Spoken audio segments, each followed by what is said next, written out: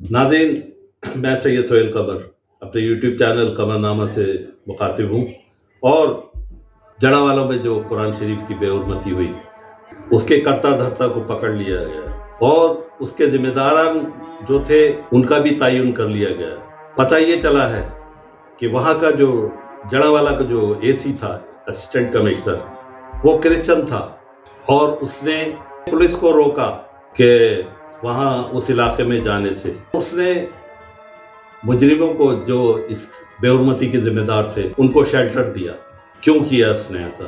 कुरान पाक की तौहीन हो गई तो उन मुल्ज़मों को बचाने के लिए एसी जड़ावाला, डीसी जड़ावाला, जो नाम सोशल मीडिया के ऊपर चल रहा है कि मसीही था, उसने उनको वहाँ से फरार करवाया और पुलिस को भी गिरफ्तार करने की इजाज़त न दी और मौका न दिया।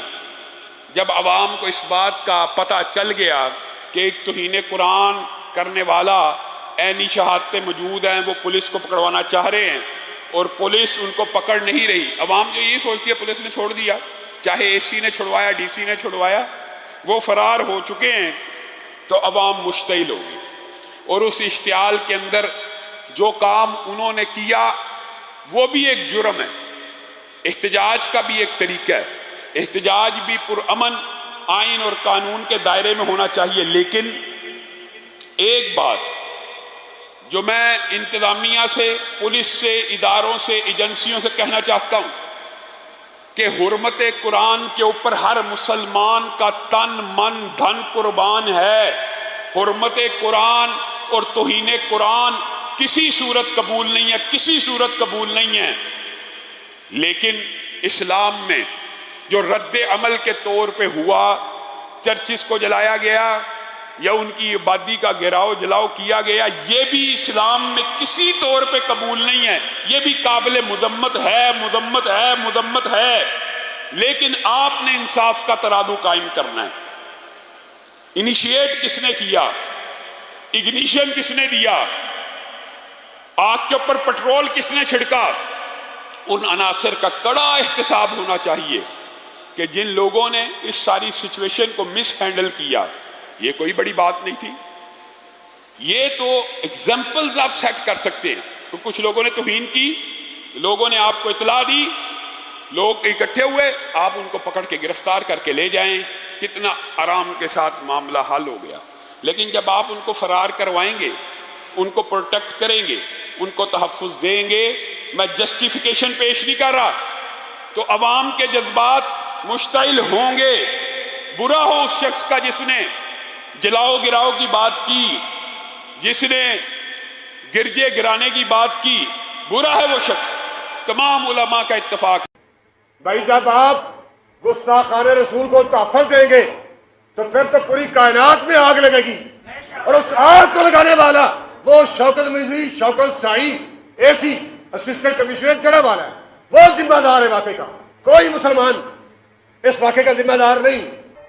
जो जिम्मेदारान थे, इसलिए कि वो भी क्रिश्चियन कम्युनिटी का आदमी था, इसलिए शेल्टर दिया तुमने। ऐसे गद्दार को किसने भर्ती किया था कि वो यहाँ के मज़हब की तौहीन करें लोग और उसको बाहिफाजत वहाँ से निकाल ले और उसको तहफ़्फ़ुज़ दे? जब पुलिस या असिस्टेंट कमिश्नर ने कोई इक़दाम नहीं उठाया इस मामले को रोकने के लिए, तब आवाम ने कानून अपने हाथ में लिया था और जलाओ घिराव किया था। अगर यही काम रियासत कर देती, इन जिम्मेदारान को पकड़ लेती, तो या सदा दिलवाने के लिए ले जाते, तो आवाम इस तरह से रद्द-ए-अमल नहीं दिखाती। जिस तरह के आवाम नाउमीद हो चुकी थी इस इंतज़ामिया से या रियासत से, तब जाके उसने ये इक़दाम उठाया।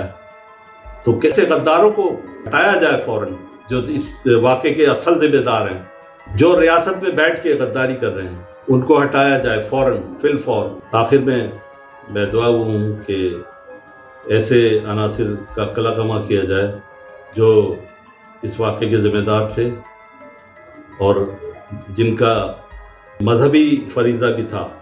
अगर वो पुलिस थी तो पुलिस के मजहबी लोग کیونکہ ان کا بھی تعلق اسلام سے تھا، انہوں نے کیسے برداشت کر لیا کہ وہ قرآن مجید کی غوربتی کی ہے اور وہ خاموش بیٹھے رہے؟ کیا ان کے اندر مسلمان زندہ نہیں تھا؟ مذہب زندہ نہیں تھا ان کے ہاں؟ دین اسلام زندہ نہیں تھا؟ تب جا کے انہوں نے مذہب کو داؤ پہ لگایا اور اس اے سی کا کہنا مانا گیا، مذہب کو ترجیح دی گئی اس کے اے سی کے اوپر، اسسٹنٹ کمشنر پہ۔ تو یہ سب اقدام یہ ریاست کے تھے، جو ریاست اصل اس بات کی ذمہ دار تھی، پاکستان زندہ باد۔